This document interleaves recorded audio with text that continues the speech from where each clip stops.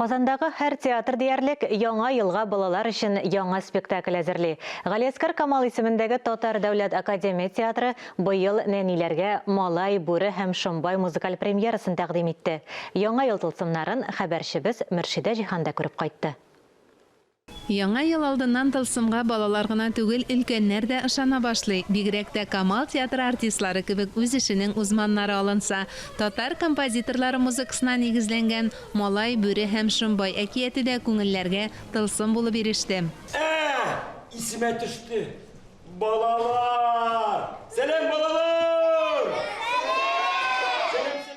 Койсы мәктәп гимназияда укыганнардыр. Шомбайы да, албастысы да, диюе дә, барысы да татарча шәп белә. Монысы да әкияти тылсым галәмәте күрәсең. Хәер, әкият тәгъбирәт. Балалар явызлыкны яхшылык белән генә җиңеп буласына, кырын эш 40 елдан соң да фаш ителәсенә төшенә.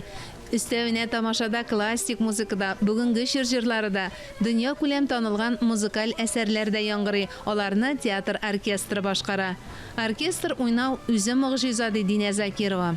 Оркестр өчен әлеге проект зур тәҗрибә һәм җаваплылык.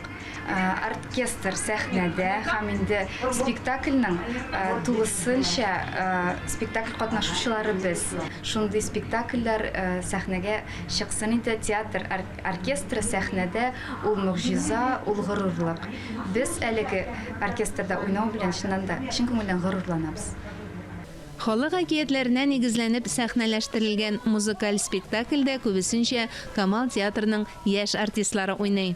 Иң әсәрнең төп мәгънәсе яңа елны алып кайту.